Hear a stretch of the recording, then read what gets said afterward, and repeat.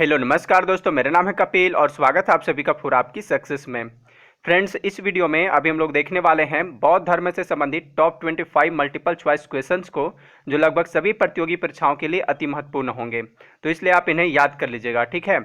आप इस वीडियो का फ्री पीडीएफ फाइल भी डाउनलोड कर सकते हैं, जिसका लिंक इस वीडियो के डिस्क्रिप्शन बॉक्स में दिया हुआ है, या तो फिर आप मेरा टेलीग्राम ग्रुप ज्वाइन करके वहां से भी फ्री में आसानी से इसका पीडीएफ फाइल डाउनलोड कर सकते हैं।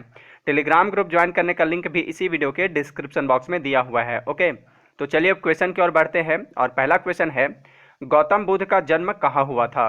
तो गौतम बुद्ध का जन्म कपिलवस्तु के लुम्बिनी नामक ग्राम में शाक्य क्षत्रिय कुल में 563 ईसा पूर्व, ठीक है, 563 ईसा पूर्व में हुआ था। कहाँ पे? कपिलवस्तु के लुम्बिनी नामक ग्राम में।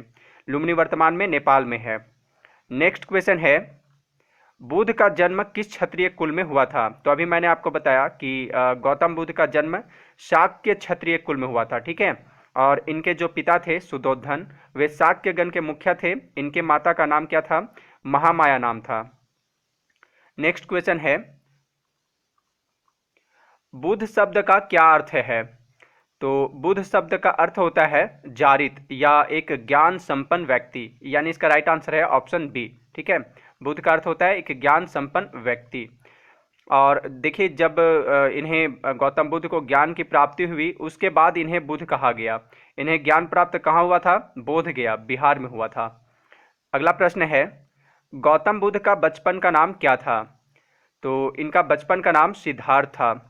और ये वर्धमान किनका नाम था बचपन का नाम? तो ये महावीर स्वामी का बचपन का नाम था। अगला प्रश्न है, गौतम बुद्ध को कौन सी जगह ज्ञान प्राप्त हुआ था?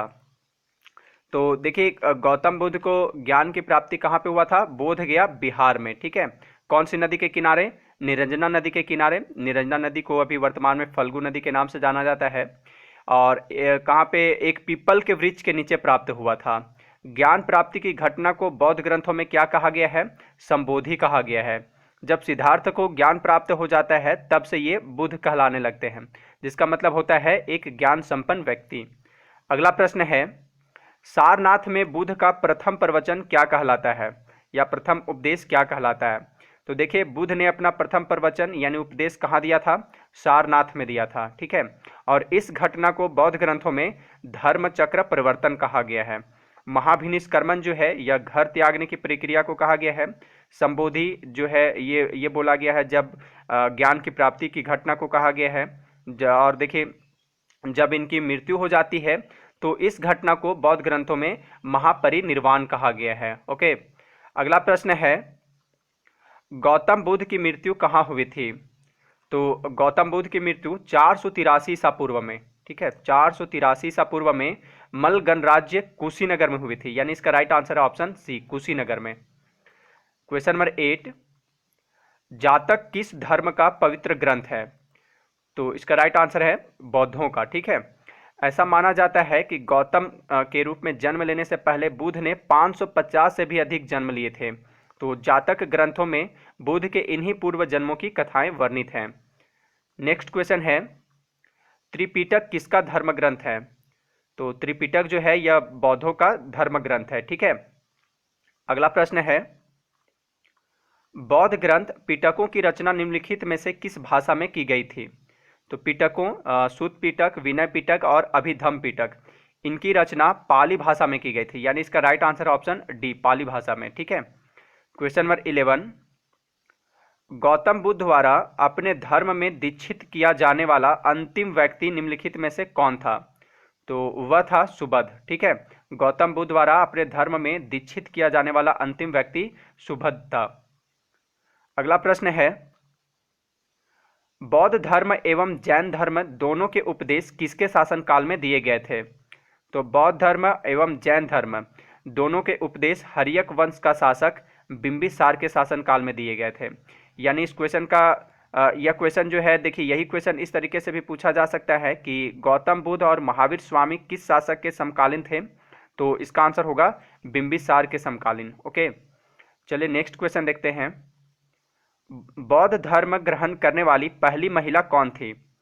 तो बौद्ध धर्म ग्रहण करने वाली पहली महिला उनकी सौतेली माँ यानी कि महाप्रजापति गौतमी थी, ठीक है। नेक्स्ट क्वेश्चन है, बुध के गृह त्याग का प्रतीक है।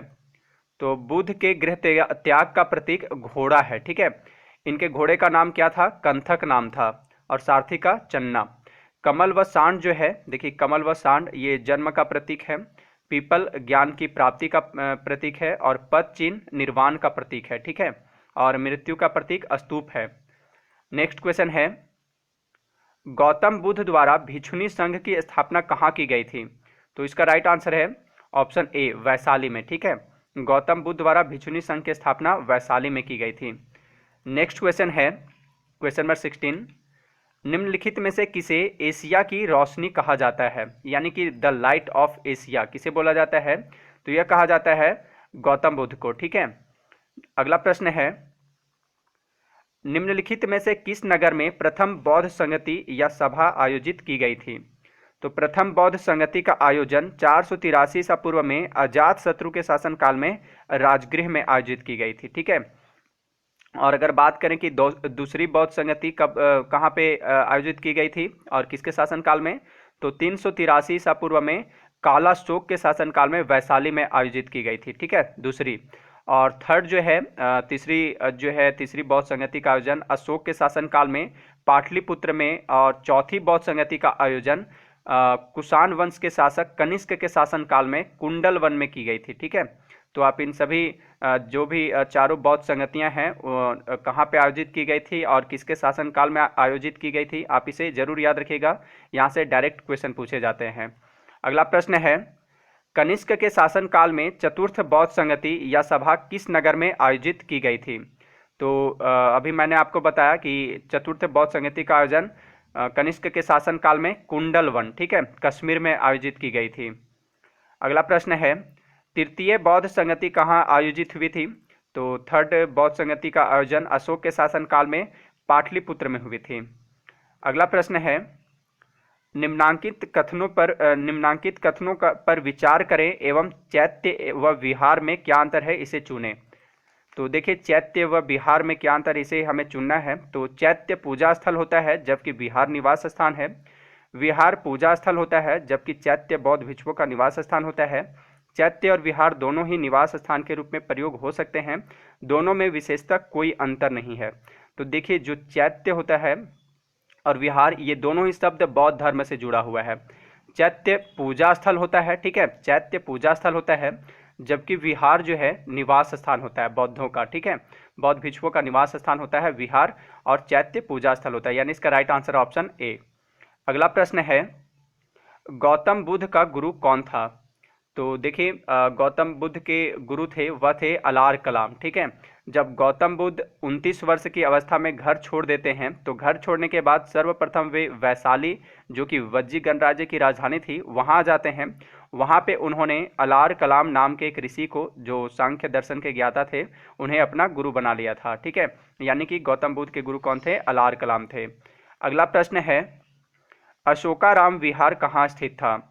तो विहार जहाँ बौद्ध भिक्षु लोग निवास करते हैं तो उसे विहार बोला जाता है। और अशोकाराम विहार यह पाटलिपुत्र में स्थित था, ठीक है। ऐसा माना जाता है कि तीसरी बौद्ध संगति जो हुई थी पाटलिपुत्र में अशोक के शासनकाल में वो अशोकाराम विहार में ही हुई थी।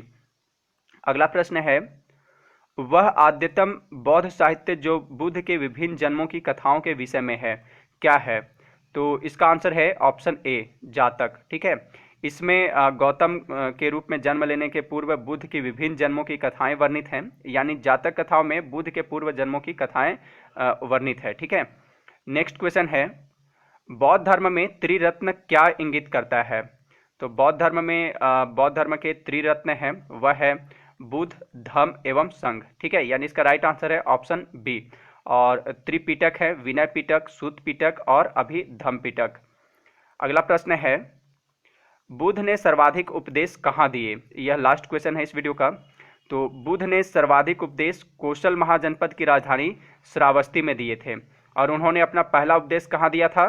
सारनाथ में दिया था, ठीक है। तो आप इसे भी याद रखिएगा। अंत में आपके लिए क्वेश्चन है, किस शासक ने बौद्धों के लिए विख्यात विक्रमशिला विश्वविद्यालय की स्थापना की थी? ठीक है, तो इसका जवाब आप मुझे कमेंट बॉक्स में दीजिएगा। तो इस वीडियो में इतना ही। अगर आप इस वीडियो का क्विज खेलना चाहते हैं तो गूगल पर जाकर सर्च कीजिए www.forApkiSuccess.in। वहाँ पे सर्च करने पर जो सबसे ऊपर में फर्स्ट लिंक मिलेगा उसे ओपन कीजिए और वहाँ से इस वीडियो का क्विज खेलिए। ठीक है, अगर ये वीडियो आपको अच्छा लगा हो तो इसे लाइक तथा शेयर जरूर कीजिएगा। मिलते हैं नेक्स्ट वीडियो में। Thanks for watching.